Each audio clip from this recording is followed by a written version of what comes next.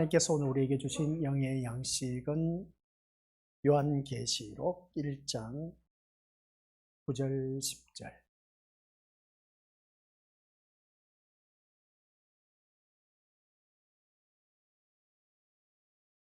우리 한 목소리로 합독하도록 하겠습니다. 나 요한은 너희 형제요 예수의 환난과 나라와 참음에 동참하는 자라. 하나님의 말씀과 예수를 증언하였으므로 말미암아 밤모라 하는 섬에 있었더니 주의 날에 내가 성령에 감동되어 내 뒤에서 나는 나팔 소리 같은 큰 음성을 들으니. 아멘. 이 말씀은 하나님께서 우리에게 주신 말씀을 통해서 주신 교훈의 제목. 시작. 아버지 하나님, 주의 날이 어떤 날인지 말씀을 익히 들어왔습니다. 더욱더 명확하게 오늘 또한 주의 날이 어떤 날일까를 확실하게 알아서 날마다 우리는 주의 날, 주님과 함께하는 날로 살아갈 수 있도록 주님 인도하여 주옵소서. 예수님의 이름으로 기도드립니다. 아멘. 믿음 생활하면서 예배 드리러 나가는 그날만큼만은 참 뭔가 남다른 날, 그러니까 뭔가 뿌듯한 날이라고 표현은 해도 과언이 아닌 것 같습니다. 그러나 마지 못해서 나오는 그러한 심령들 또한 있다라는 것을 보게 됩니다. 하루 종일 헐레벌떡 삶에 지쳐서 이리저리 분주하게 살다가 정신없이 바쁘게 살다가 주님 앞에 나와서 정신없이 예배 드릴 때 내가 이 자리에 왜 나와 앉아 있을까라는 그런 생각을 갖는 경우가 참 많은 것을 보게 되는데, 이런 그 가운데서도 마음을 차분하게 가지면서 이제 하나님의 말씀 하나하나 듣다 보면 마음의 정리가 되고, 마음의 정리가 되다 보면 이제 거기에서 은혜를 받아 누리고, 은혜를 받아 누리다 보니까 거기에 대해서 이제 내가 더욱더 하나님의 자녀로 거듭나야 된다라는 것을 다시 한 번 더 다짐하기도 하고, 다짐을 했는데 예배 시간 끝나고 나면 어떻습니까? 그런 마음이 또 사라져버리고 세상의 눈이 이제 더 크게 보이다 보니까 거기에 얽매여서 사는 삶, 이게 계속해서 반복되면서 오늘까지 우리가 살아왔다라고 해도 과언이 아닌 것을 보게 됩니다. 그래서 예배 드리는 날만 주의 날이 아니라 우리 모든 믿음의 것들, 내 삶이 오늘 말씀의 도론이고 본론이고 결론이 뭐냐? 주의 날은 내 삶이 바로 주의 날이다 라는 것입니다. 근데 이게 내 삶이 주의 날이 되어야 되는데 주의 날이 되지 않다 보니까 문제라는 겁니다. 하나님의 자녀가 날마다 주의 날 속에서 살아가야 되는데 그러지 못한 것을 보게 된 것이죠. 그래서 오늘 본문 말씀 속에서 10절에 주의 날에 내가 성령에 감동되어 내 뒤에서 나는 나팔 소리 같은 큰 음성을 들었다, 이것을 보게 됩니다. 주의 날에 누구로 인해서 성령 감동되었다? 성령 하나님에 의해서 감동되었다, 이것을 보게 됩니다. 그래서 내 모든 삶이 성령 하나님, 성령 충만한 삶을 사는 가운데서 주의 날 속에서 살아갈 수가 있다는 것을 보게 됩니다. 그러면 여기서 우리가 지난 시간 이제 퀴즈, 하나님 나라에는 어둠이 있을까 없을까? 없다. 없는 이유는 예수님 그 자체가 빛이시기 때문에. 그래서 그러면 빛과 어두움이 있어야 시간의 개념이 있는데, 그러면 하나님 나라에는 시간의 개념이 있을까 없을까? 시간의 개념이 없는 것이 바로 하나님 나라.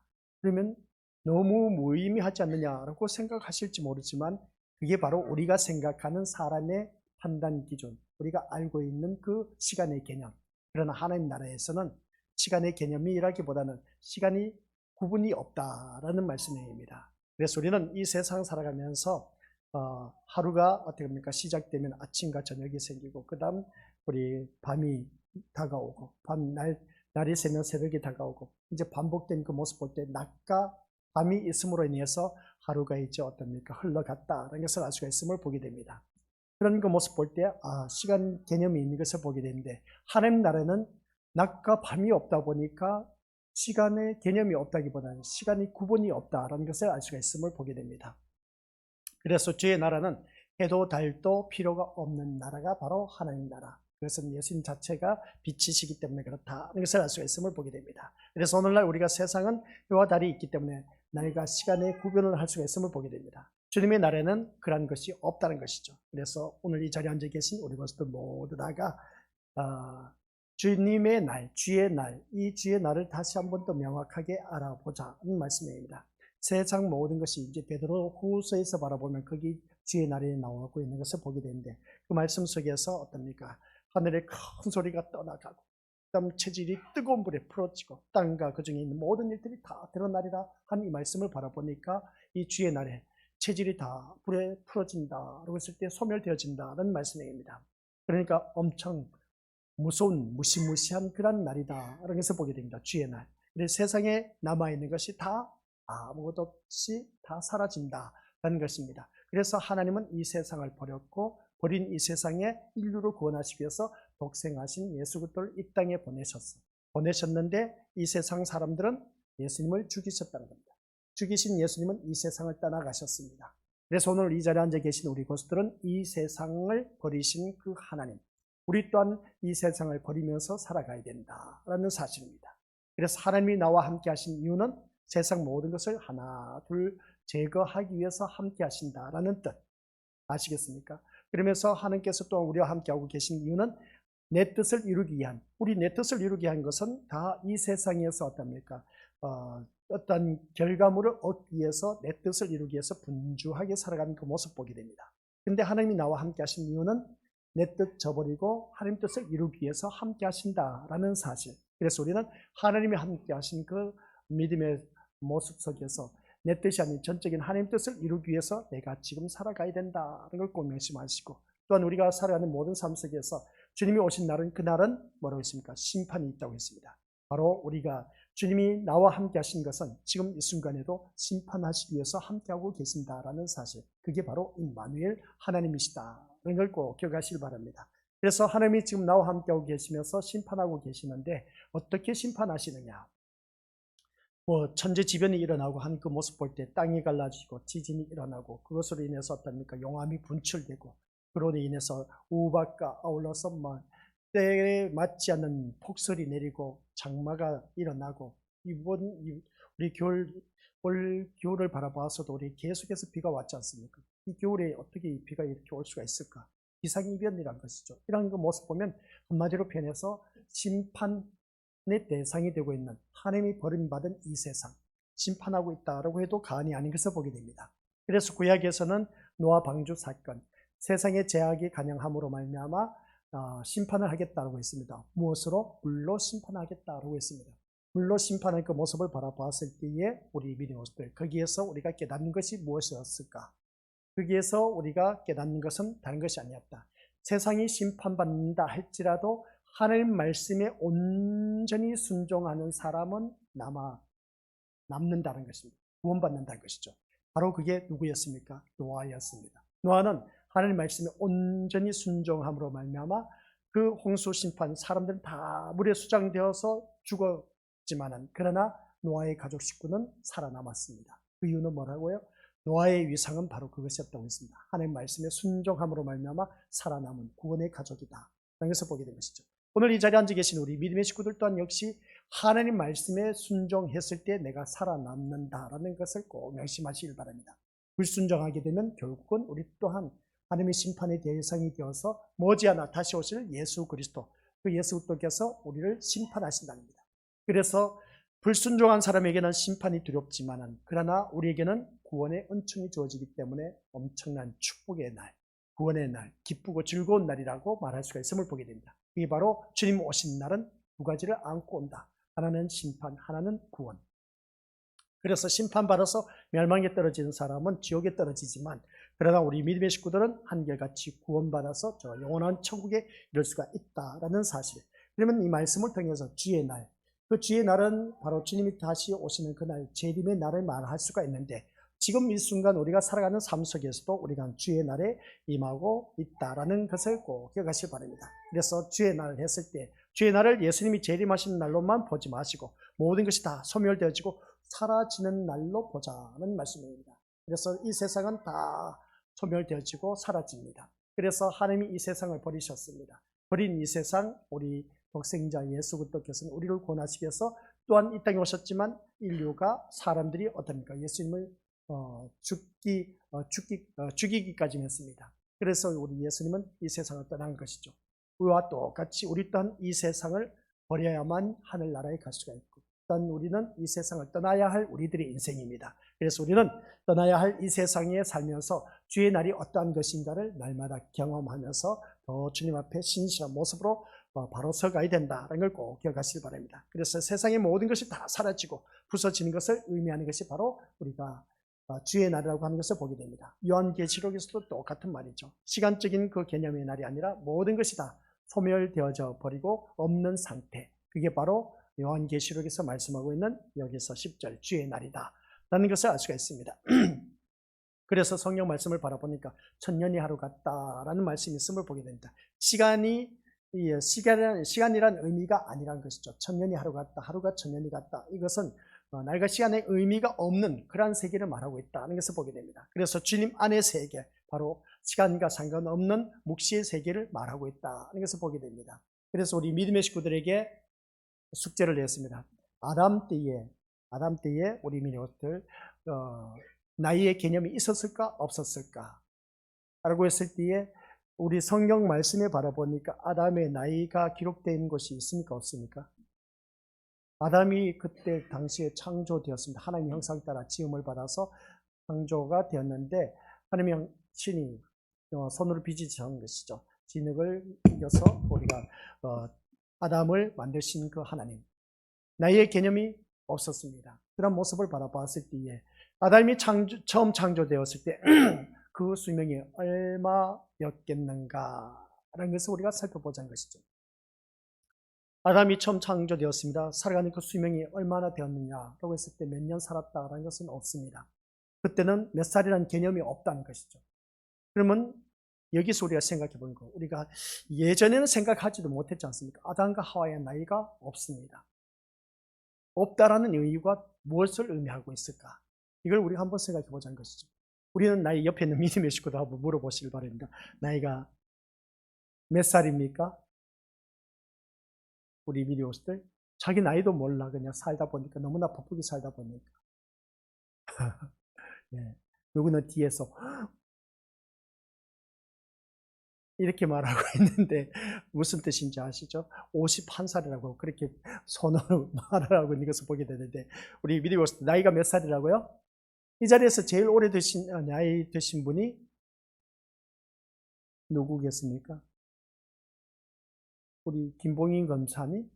네, 황경자 검사님보다 나이가 더 드셨고, 김봉인 검사님. 황경자 검사님 한 살 더 많으시구나. 황경자 검사님보다는 우리 남용여 지사님이 더 많이 되셨죠. 그죠? 그럴 겁니다. 네? 비슷해요? 아무튼 그렇습니다. 나이의 개념, 우리 미디어 살다 보면은 나이가 드신 분들은 이젠 갈 날이 가까웠다라고 하면서 죽을 준비를 하고 있습니다. 그러면 젊은 사람들도 죽을 준비를 해야 된다 말아야 된다? 죽을 준비 당연하게 해야 된다는 걸 꼭 기억하시길 바랍니다. 그래서 우리가 살아가는 삶 속에서 아담 때는 나이의 개념이 없었다. 나이에 몇 살이 되었는지 그것을 알 수가 없다 보니까 몇 살이라는 개념이 없었다는 것을 보게 됩니다. 죽음이 없는 상태인데 몇 살이라는 나이의 개념이 있었겠느냐, 여기서 보게 된 것이죠. 인간의 수명에 대해서 몇 살로 따지게 된 것은 언제부터? 죽음이 있고 난 후부터 시작되었다는 겁니다. 몇 살 살았다는 것은, 그것을 따지게 된 것은 죽음이 있고 난 후부터 이제 시작되었다는 것을 알 수 있습니다. 이런 모습 볼 때, 즉 죽음을 향해서 달려가는 인생이라는 의미가 몇 살이라는 말에 포함되어 있는 것을 알 수 있음을 보게 됩니다. 그래서 우리가 죽음을 향해서 이제 달려가고 있는 우리들의 인생 보니까 언제 죽을지는 모르지만은 빨리 죽고 싶다고 하신 분들도 계시지만, 아니야 나는 아직도 더 살고 싶다고 하신 분들도 있음을 보게 됩니다. 이런 모습을 볼 때 몇 살이라는 말에 우리가 인생이라는 의미가 포함되어 있는 것을 보게 되는데, 얼마나 죽음에 가까이 다가갔는가를 나타내는 것이 바로 인간의 나이다라고 말할 수가 있음을 보게 됩니다. 그래서 죽음이 없던 상태인 아담에게는 나이라는 것의 의미가 있었다 없었다? 의미가 없었다는 것을 보게 됩니다. 그런데 아담이 죄를 범하고 인간에게 죽음이 왔다라는 사실입니다. 그러니까 오늘 이 자리에 앉아 계신 우리 것들, 그 죽음이 온 이유는 죄를 범했기 때문이다 라는 것을 보게 됩니다. 죄를 범했기 때문에 죽음이 왔다는 겁니다. 그런데 아담이 만들어졌을 때는 죽음이 없었습니다. 그런데 아담이 말씀의 순종함으로 말미암아 죽음이 왔다는 것이죠. 그러면 우리들의 인생에 답이 나와 있습니다. 말씀 불순종하면 죽게 돼 있습니다. 어느 누구든지 죽지 못할 사람 없습니다. 다 죽기 마련이라는 것이죠. 그런 그 모습을 바라봤을 때에 우리 것들 모두가 불순종하게 되면 죽음과 직결된다. 누구든지 다들 잘 알고 있는 사실. 불순종하지 않아도 순종하면서 살아도 우리는 누구든지 죽을 수밖에 없는 인생이다. 그래서 보게 됩니다. 그 이유는 왜 그럴까? 불순종해도 죽게 되고 순종해도 죽게 되는 거 어차피 죽는 인생 아니냐 그렇게 생각할 수가 있음을 보게 됩니다. 근데 성경 말씀을 바라보니까 아담이 죽게 된 이유를 바라보니까 불순종함으로 말미암아 죽게 되었다라는 사실. 그러면 우리가 살아가는 모든 삶 속에서 불순종과 순종의 의미를 살펴보면 엄청난 차이가 있다는 것을 보게 됩니다. 하나님 말씀에 순종했을 때에는 우리에게는 생명이 주어지고 불순종했을 때는 그 생명이 이제 영벌에서 처하는 그런 영벌을 받는 그 모습을 보게 됩니다. 영생과 영벌의 차이점이 있다는 것을 보게 된 것이죠. 이런 모습을 볼 때 우리 믿음의 모습들 모두가 어느 누구를 막론하고 죄를 범함으로 말미암아 인간에게는 죽음이 엄으로 인해서 수명의 한계가 생겼다는 것을 보게 됩니다. 또한 아담의 형상으로 태어난 모든 인간에게도 그 수명이 한계가 있게 된 것을 보게 됩니다. 그러면 우리 유초등부 설교 말씀을 들어서 다들 잘 알고 있습니다. 우리 유초등부 학생들 성경 속에서 가장 오래 산 인물이 누굽니까? 이제 몰라. 우리 분명히 했는데 주일학교 우리가 설교를 하면서 이 세상에서 성경에서 가장 오래 산 사람은 누구일까? 중거인.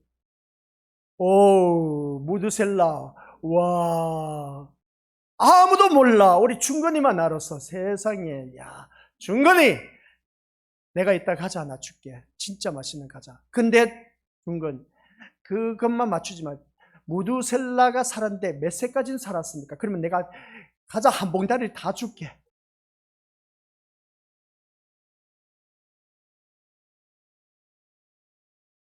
예, 아직 1학년이 안 됐기 때문에 잘 모릅니다. 과자 하나밖에 없습니다. 이제 과자 하나만 받아가시기 바랍니다. 몇 세를 살았다? 969세. 969살 살았습니다. 969살을 사는 그 모습 보게 됩니다. 무드셀라가. 그래, 969세를 살았으면 얼마든지 1000년을 넘을 수도 있었지 않았냐라는 생각을 볼 수가 있습니다. 근데 성경 인물 중에 가장 오래 산 사람은 무드셀라인데 무드셀라가 969년. 그럼 969년 살았으면 얼마든지 1000년을 넘길 수가 있는데 성경에 보니까 1000년을 넘긴 사람이 없습니다. 그런데 왜 인간이 1000년을 넘지 못했을까? 그것은 1000이라는 숫자가 인간의 한계를 넘어선 다른 세상을 의미하고 있기 때문이다. 그래서 바라보게 됩니다.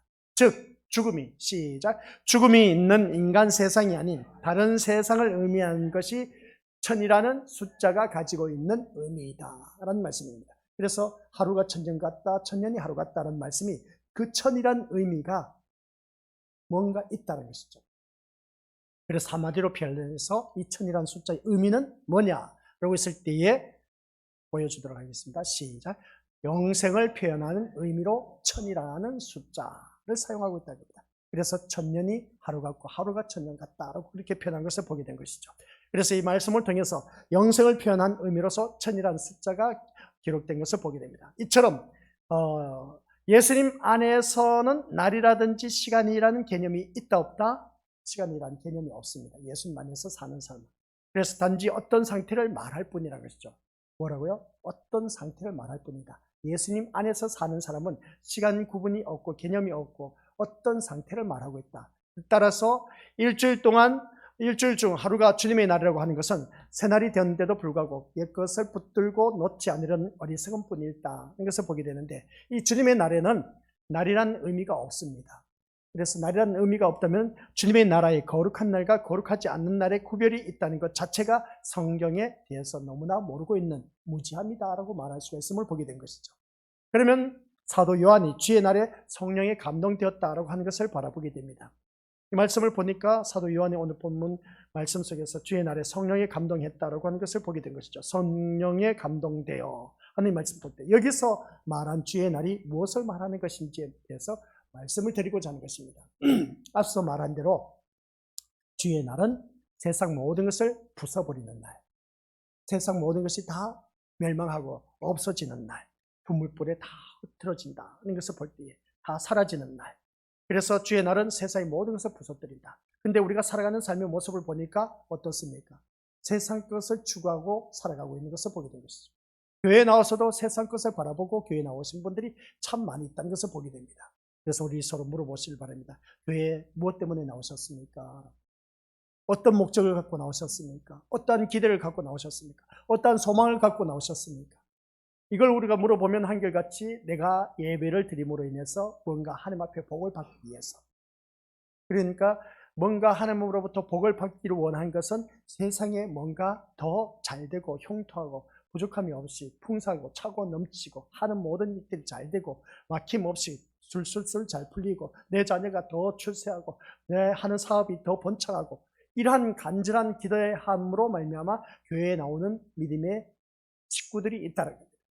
그 신앙은 주여 주여 주여 한들 아무리 주여 주여 주여 한들 천국에 못 갑니다.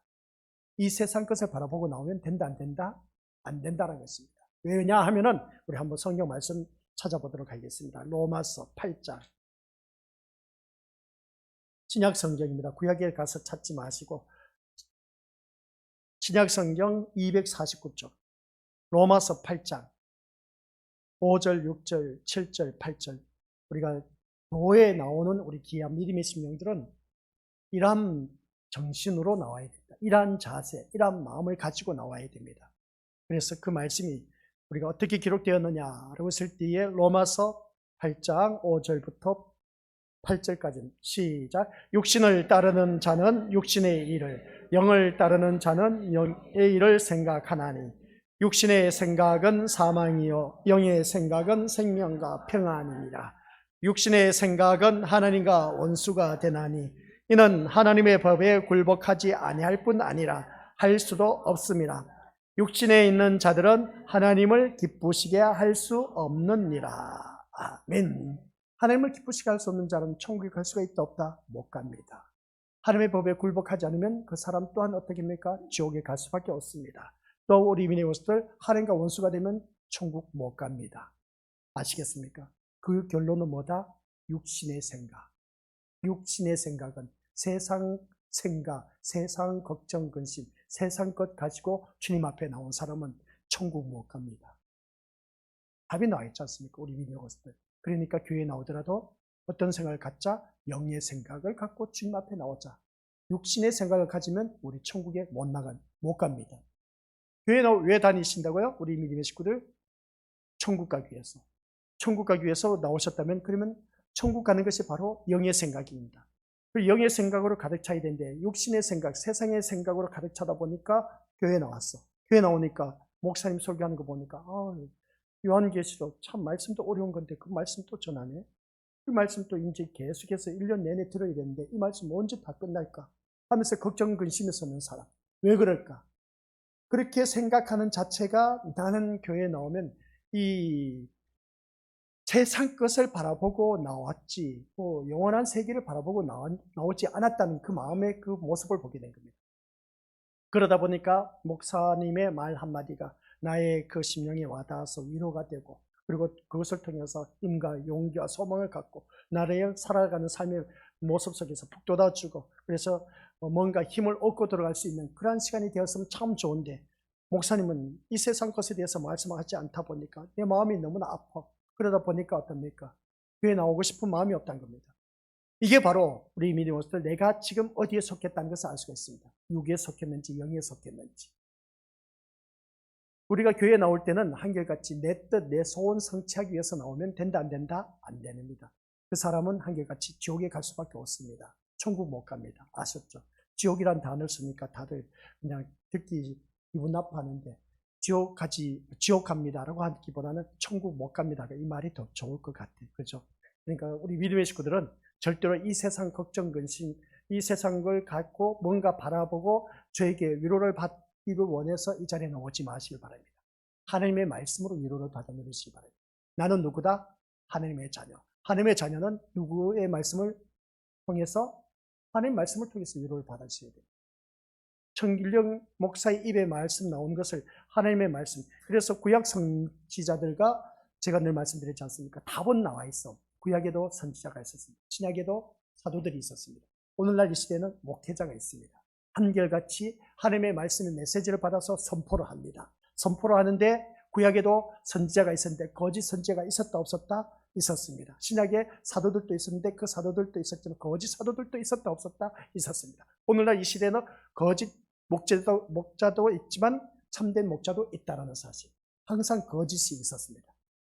그러면 구약의 선지자들은 참된 선지자들, 하나님의 말씀을 받아서 온전히 이스라엘 백성들에게 선포했습니다. 어떤 말씀을 선포했다? 하나님의 말씀 받은 거 그대로 선포했습니다. 그랬더니 선지자들이 어떻게 했다? 죽임을 당했습니다. 신약의 사도들 복음을 전파했는데 어떻게 됐다? 하나님의 말씀 복음을 전파했는데 죽임을 당했어. 오늘날 이 시대 목회자들, 하나님의 말씀을 전하는 면 얼마나 좋겠습니까? 하나님의 말씀이다 하고 전하기도 하지만은 어떻습니까? 말씀을 둔갑해서 세상에 포커스를 맞추고 말씀을 전하고 있다는 것을 보게 됩니다. 죽임을 당합니다. 언젠가. 오늘 본문 속에서도 말씀 나와 있지만 우리 것들 보시길 바랍니다.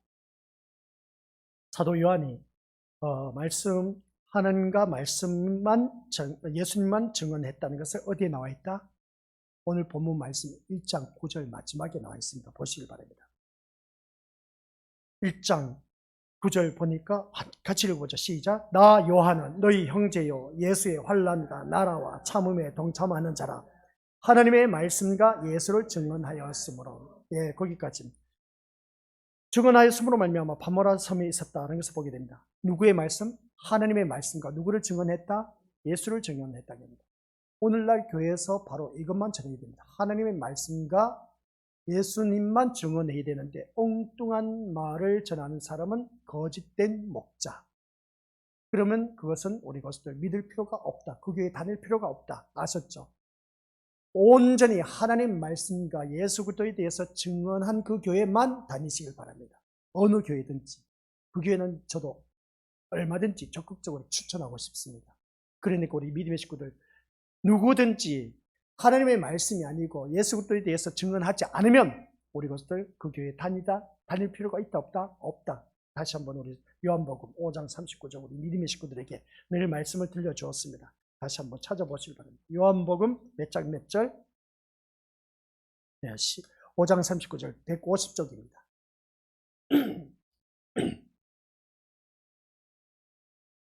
요한복음 5장 39절 150쪽 찾으셨습니까?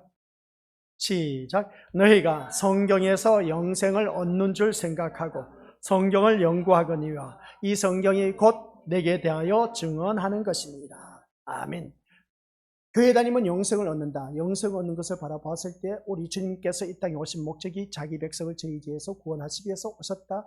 구원한 그 백성을 어떻게 하기 위해서? 영생을 얻게 하기 위해서다. 그러면 성경에서도 너희가 영생을 얻는 줄 생각하고 성경을 연구한다. 연구한데 이 성경이 누구에 대해서 증언하였다? 예수님에 대해서 증언하였다는 것을 보게 됩니다. 그러면 예수님에 대해서만 알기 위원해서 예수님만 바라보고 교회에 나와야 되지 청길령 목사를 바라보고 나오면 된다 안 된다? 교회 성도들 바라보고 나오면 된다 안 된다? 안 된다는 겁니다. 우리 믿음 생활 제대로 하셔야 됩니다. 그래서 오직 우리는 누구만 바라봐야 된다? 예수님만 바라보고 교회에 나와 앉아 계셔야 되지 다른 거 바라보면 안 된다. 늘 예배 시간 때도 늘 반복된 말씀입니다. 그래서 우리에게는 예배 시간에 예수님만 바라보고 앉아 있어야 되지 다른 어떤 목적을 갖고 앉아 있으면 그 모든 예배 헛된 예배가 될 수밖에 없다는 걸 꼭 기억하시기 바랍니다. 그래서 주의 날은 우리 믿음으로서 다른 것도 없습니다. 사도 요한 계시록에서 기록한 이 요한도 우리 믿음으로서들 말씀을 바라보니까 하나님 말씀과 예수님만 증언하였다. 이것을 볼 때 우리 믿음의 식구들 또한 어느 누구든지 하나님의 말씀을 듣기를 순종해야 된다. 불순종하면 죽음이고 멸망밖에 없다. 구약의 이스라엘 역사들 바라봐서도 그렇고 신약의 그 사도들 복음을 전파했을 때도 바로 어떻습니까? 다 멸망당할 수밖에 없음을 보게 됩니다. 그러면 우리는 다시 오실 예수 그리스도를 바라보면서 우리는 어느 누구든지 하나님의 말씀에 귀를 기울이고 순종하는 자.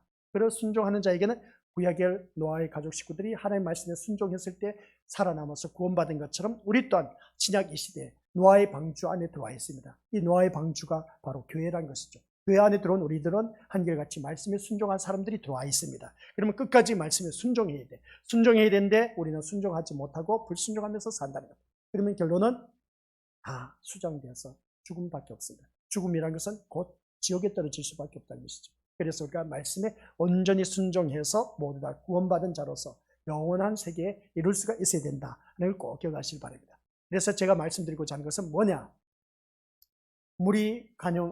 죄악이 간영함으로 말미암아 노아 심판 때 그 세상을 다 휩쓸어 버렸습니다. 살아있는 생명체 다 죽이셨던 것을 보게 된 것이죠. 다만 짐승 암수 한 컷이 쌍수를 이루어서 어떻습니까? 노아 방주 안에 들어간 것처럼. 그래서 그러한 모습 볼 때 이 세상의 모든 것을 다 부숴버립니다. 주님 오신 그날은 이 세상은 멸망받을 수밖에 없습니다. 그러면 우리는 어느 누구든지 살아남을 자가 누가 있겠느냐 하듯이 결론은 말씀에 순종한 사람만이 살아남는다는 겁니다. 모든 것이 다 사라지고 없어지고 주님의 공로에 의해서 새 하늘과 새 땅이 주어지는 날, 아시겠습니까? 새 하늘과 새 땅이 주어지는 날, 새 하늘, 신천지, 새 땅, 땅짓자지 않습니까? 새 하늘과 새 땅, 신천지를 말하고 있습니다. 오, 신천지 이야기 나오니까 기가 번뜩 뜨이죠.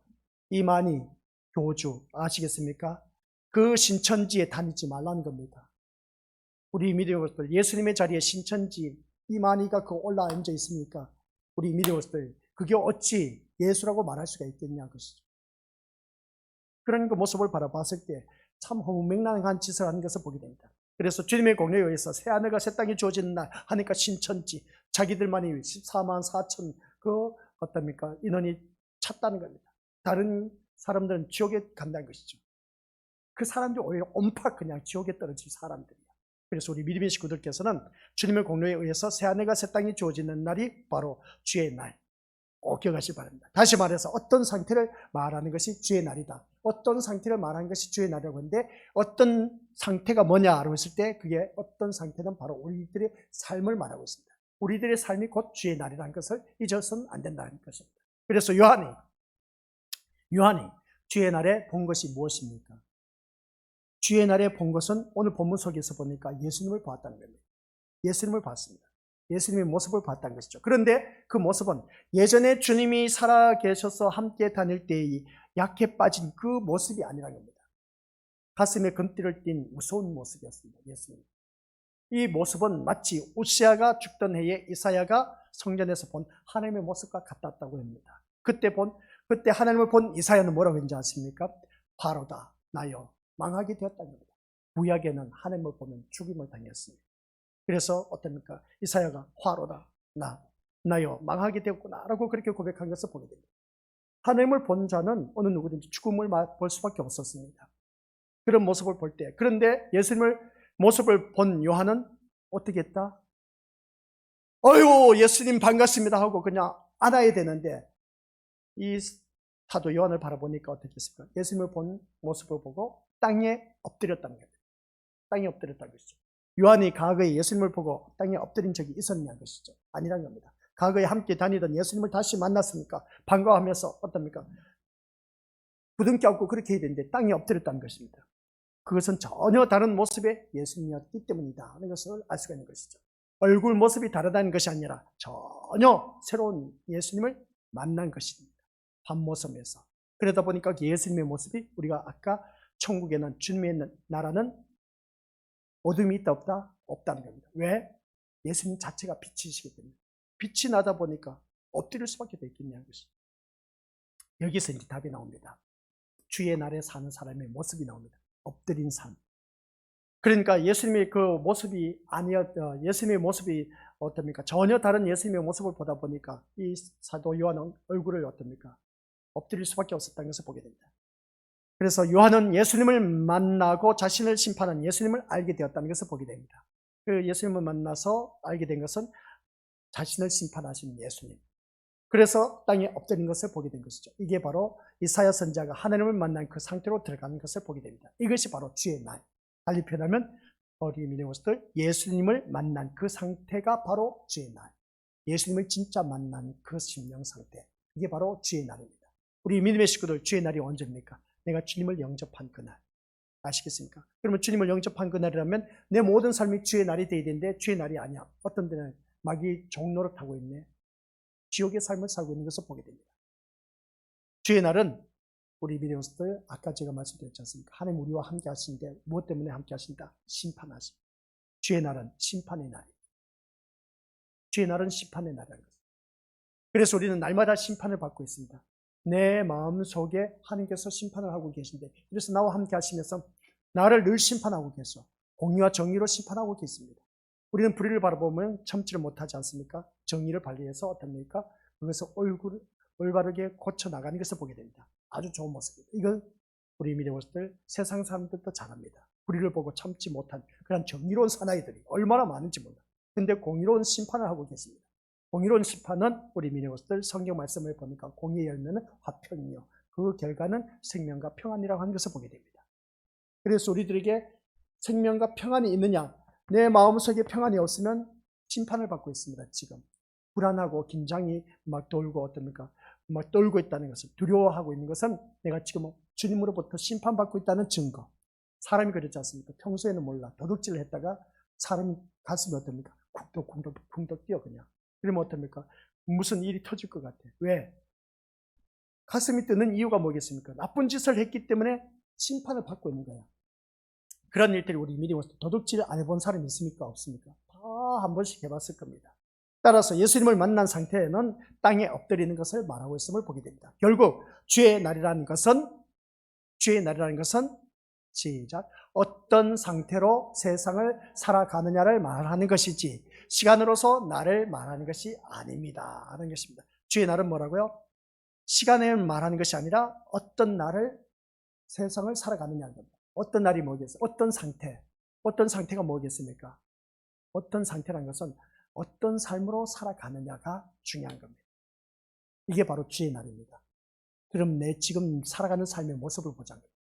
남을 등쳐먹고 사기치고 이렇게 머리 굴려가면서 어떻습니까? 남을 못 살게 그렇게 하고 자기는 편안하게 살아. 이게 과연 주의 날에 살고 있는 사람의 모습일까? 아니요. 그게 아닌 겁니다. 우리 믿어보실 때.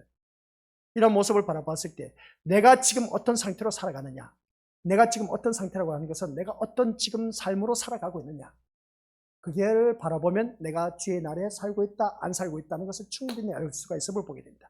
우리가 주위 사람들에게 선한 영향을 끼치고 도움을 주고 유익을 끼치며 뭔가 희망을 주고 용기를 주고 소망을 북돋아주는 그런 삶을 산다면 정말 하나님 자녀로서 멋진 삶을 살아가고 있다, 이런 것을 보게 됩니다. 믿지 않은 사람도 그렇게 살아가고 있어. 하나님의 자녀는 우리 그렇게 살아가야 되지 않습니까?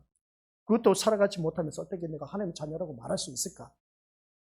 그래서 하나님께서 지금 나와 함께하고 계신 이유는 지금 심판을 하고 계신데 생명과 평안, 내 마음에 평안이 없다는 것은 분명 내가 뭔가 잘못을 하고 있다는 겁니다.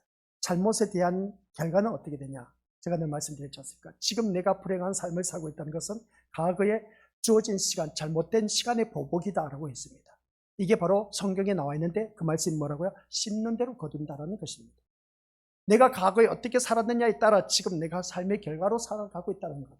그래서 지금이 참 중요하다는 겁니다. 지금이 중요한데 지금 내가 어떻게 살아가느냐에 따라서 내 미래는 이미 보장되어 있어. 근데 주어진 시간을 잘못 보내게 되면은 우리 미래로서 거기에 대한 보복으로 우리에게 주어진 것은 뭐냐? 불행인 겁니다. 내가 주의 날, 그러니까 어떤 삶으로 살아가느냐가 이게 참 중요하다. 이것을 다시 한 번 더 깨닫습니다. 그게 바로 오늘 10절 말씀, 주의 날. 옆에 적어 놓으시길 바랍니다. 적어 놓으셨죠? 전번 시간에. 어떤 상태로 살아가느냐가 참 중요한 겁니다. 그래서 오늘 말씀을 통해서 우리 믿음의 식구를 기억하시길 바랍니다. 어떤 삶으로 살아가느냐. 전번 시간에 안 적은 것 같아.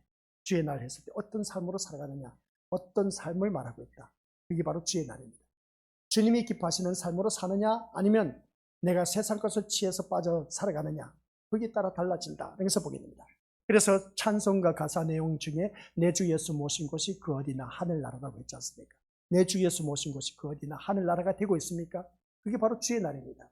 내 주 예수 모시지 못하다 보니까 우리 미역것들 지옥의 삶을 사는 것을 보게 된 것이죠. 그러니 주의 날이 언제냐고 묻지 말고 주의 날엔 어떤 현상이 일어나는가를 물어야 한다는 것입니다. 어떤 현상이 일어나는 것이 뭐겠습니까? 내가 지금 어떻게 살아가고 있느냐가 참 중요한 겁니다. 그래서 오늘날 많은 기독교인이 주의 날이라고 하면서 그날을 지키기 위해서 예배드리고 세상을 일을 하지 않으려고 하지만은 과연 누가 주의를 지킨 자가 있느냐는 겁니다. 그렇다면 우리는 주의를 통해서 주일이라는 하루도 주님을 위해서 제대로 살지 못한 우리들의 허물을 발견하는 것은 어떻습니까? 이 옳은 것이지 않느냐는 것이죠. 겨우 예배 한번 드려놓았다고 해서 마치 주님을 위해서 뭔가 하루를 바치느냐 말하고 복을 기대한다는 것은 인간을 위해서 스스로 주일이라는 날을 만들어 놓은 것을 보게 됩니다. 이게 바로 내가 만들어 놓은 주의 날의 개념이라는 것이죠. 그래서 자기가 만들어 놓은 주의 날 개념을 이렇게 하면 내가 한번 예배 드리면 하나님께서 나에게 복 주시겠지 하면서 어떻습니까? 자기가 주의 날에 대해서 이렇게 개념을 세워놔서 이게 바로 율법주의입니다. 성경에서 말하는 이 주의 날은 그게 아닌 겁니다. 내가 만들어 놓으면 이 거룩한 주일날 딱 한 번만 나가서 예배 드리면 되겠지. 이게 자기가 만들어 놓은 주일날의 개념이야. 아니요, 성경에서 그게 말한 것이 아닌 겁니다.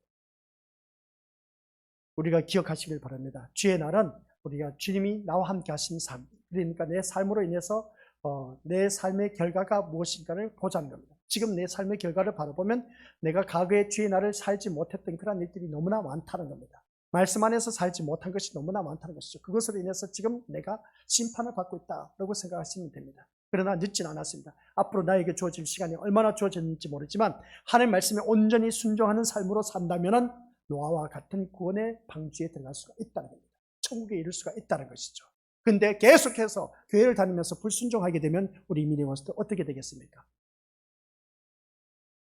지옥이란 말보다는 천국에 못 갑니다. 아셨죠? 지옥이란 말 하기가 참 무섭습니다. 그래서 우리가 천국 이 세상 살다 보면 죽고 나면 그만이겠지 그렇게 살아보세요. 분명히 천국과 지옥은 있다는 것이죠. 꼭 기억하시기 바랍니다. 그래서 진짜 주님의 세계를 살아가는 자가 주의 날에 뭐라고 합니까? 참여하는 것은 뭔가 지키는 것이 아니라 어떤 상태로 살아가는 것. 아셨죠? 진짜 주님의 세계를 살아가는 우리 믿음의 식구들. 그래서 주의 날에 참여하고 사는 것은 내가 뭔가 지켰다기보다는 내가 어떤 상태로 살아가는, 어떤 삶으로 살아가느냐가 참 중요하다. 어떤 삶이 뭐라고 했습니까? 하는 말씀에 온전히 순종하는 그 삶. 이게 바로 우리 믿음의 식구들 어느 누구든지 주의 날에 살고 있다는 그런 말씀입니다. 이 말씀을 통해서 우리 믿음의 것들 다시 한 번 더 기억하시기 바랍니다. 요한이 예수님을 만나고 땅에 엎드렸듯이 신자가 주님을 만났다면 어떻게 된다? 주님 앞에 엎드린 자로 살아가야 된다. 주님 앞에 엎드리는 삶이 뭐겠습니까? 이것이 바로 주의 날에 참여하는 날. 그래서 주의 날에 성령이 감동했다는 것도 주의를 잘 지켜서 성령이 감동했다는 것이 아니라 성령이 임해서 요한이 보지 못했던 것을 보게 되었을 때 이제 또 주의 날이 새로 나옵니다. 보지 못했던 것을 보게 되었습니다. 또 세상이 심판받을 장소로 보이게 되고 또한 자기 자신 역시 내가 심판받을 자로 보이는 그것이 바로 그 마음이 나에게 와닿았을 때 이게 바로 주의 날입니다. 아시겠습니까? 기억하시기 바랍니다. 성령이 임했습니다. 오늘 성령 말씀 보니 성령에 감동되어 라고 말했지 않습니까? 성령이 감동되었다고 했을 때 내가 하나님의 말씀을 은혜를 은혜를 받다 보니까 성령 충만해져서 얼마나 좋은지 몰라. 그런데 그런 모습 볼 때 우리 미니버스들 성령 충만했을 때에 그게 어떤 모습이냐라고 했을 때 과거에 내가 보지 못했던 것을 보게 되었을 때 그게 바로 성령 충만입니다. 이게 바로 주의 날입니다. 과거에 내가 아무리 말씀을 들었는데도 불구하고 들리지 않았던 말씀이 이제 들리기 시작해서 그게 바로 주의 날입니다. 이게 주의 날. 성령에 감동된 사람. 이게 바로 주의 적어 놓으세요. 성령에 감동된 사람. 성령에 감동되었을 때 이게 바로 주의 날입니다. 그래서 예전에는 보이지 않았던 것이 보이게 된 겁니다. 옆에 있는 우리 심령들 바라봤을 때 예전에는 이 영혼을 바라보니까 불쌍하다는 생각이 안 보였는데 보니까 너무나 불쌍해 보여. 이게 보이는 그 심령. 또 예전에는 내가 이 예배 시간 나와서 앉아 있어도 말씀이 들리지 않았는데 이제 정일영 목사가 말하는 핵심이 뭔지 들리기 시작한 사람. 이게 바로 우리 믿음들 주의 날에 살고 있다는 것입니다. 그러면 내가 아직도 무슨 말인지 이게 도대체 이해가 되고 깨닫지 못한다는 것은 내가 주의 날에 살지 못하고 있다는 것.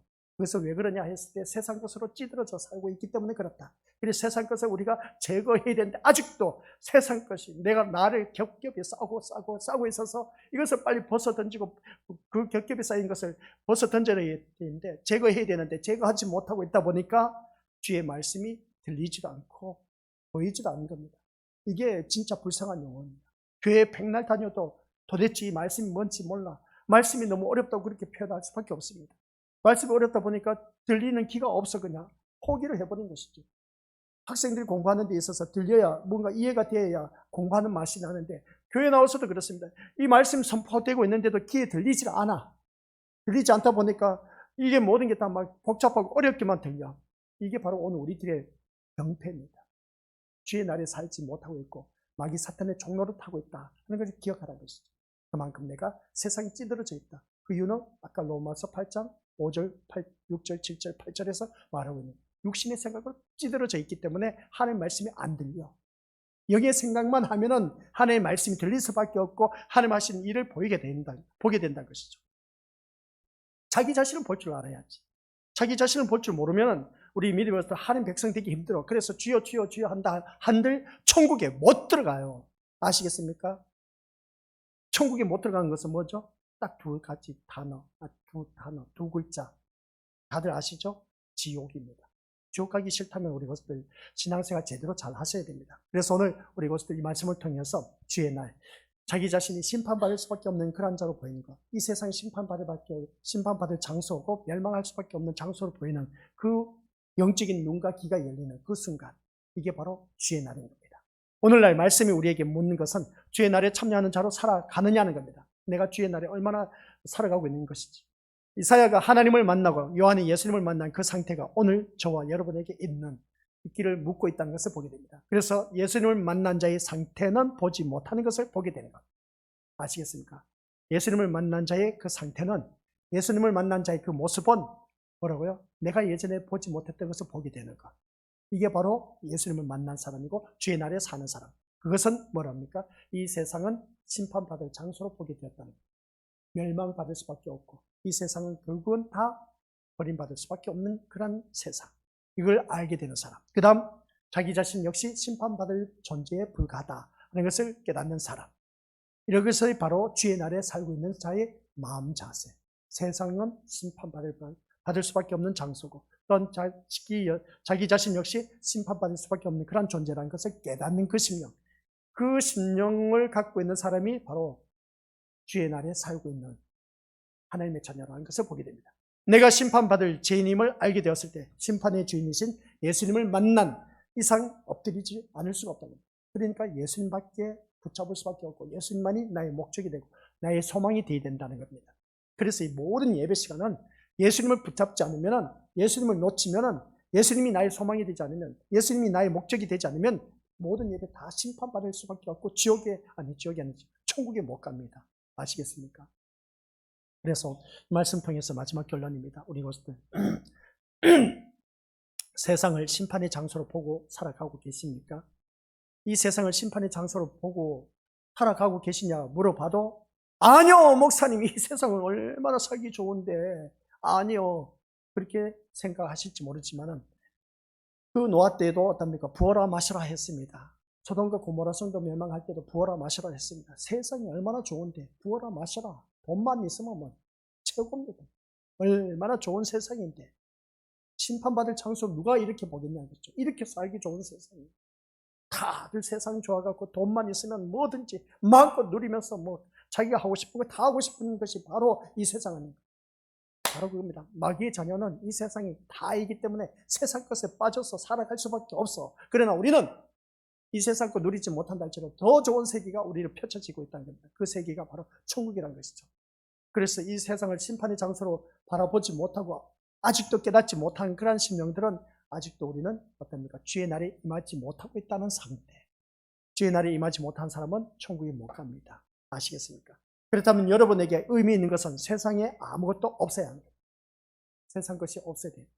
예수님이 이 세상 하나님이 이 세상을 버리셨습니다. 우리 예수님이 이 세상 떠나가셨습니다. 우리 믿음으로서 하나님께서 이 세상을 버리셨다면 우리 이 세상 거 버리고 있습니까? 버리셔야 됩니다. 우리 또한 이 세상 떠나갑니다. 언젠가 떠나가겠습니다. 이 세상 이별하게 된다니까요. 이 세상 이별하지 않을 사람 없습니다.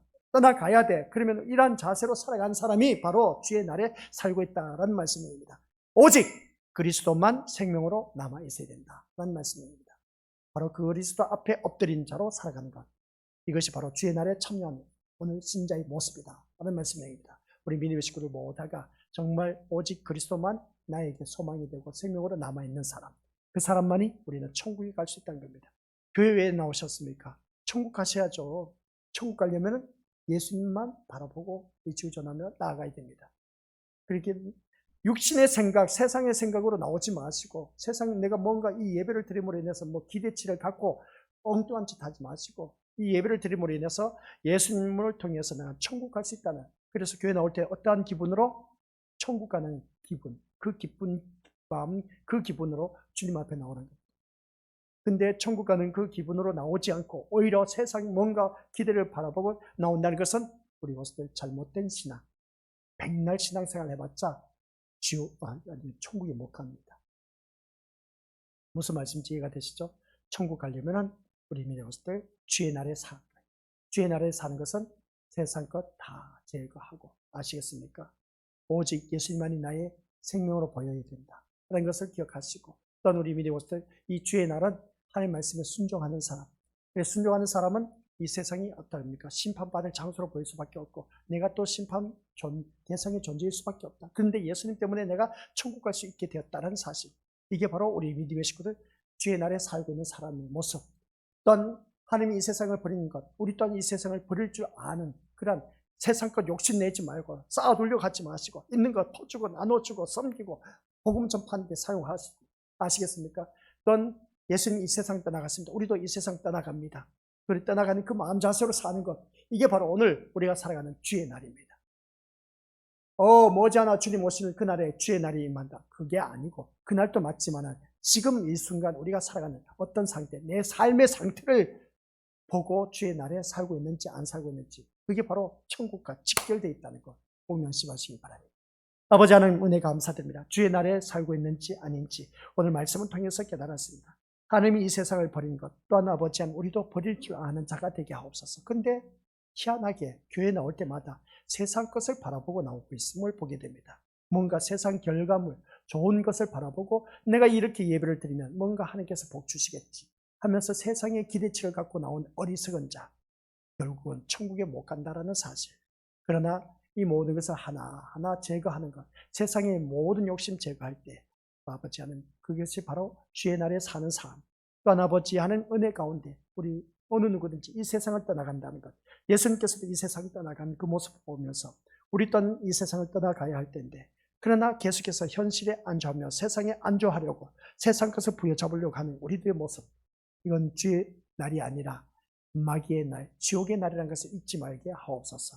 그래서 우리 모두 다가 이제는 정말 이 세상은 다 심판받을 장소로 보이고, 나도 또한 역시 심판받을 존재이지만, 그러나 예수님의 은혜로 말미암아, 그 십자가로 은혜로 말미암아 천국 백성이 되었다는 것에 감사하면서 살아가는 우리 모든 믿음의 심령들, 날마다 주의 날 속에 살다가 완벽한 저 천국에 이룰 수 있는 우리 모든 믿음의 자녀 되게 하옵소서. 예수님의 이름으로 기도드립니다. 아멘.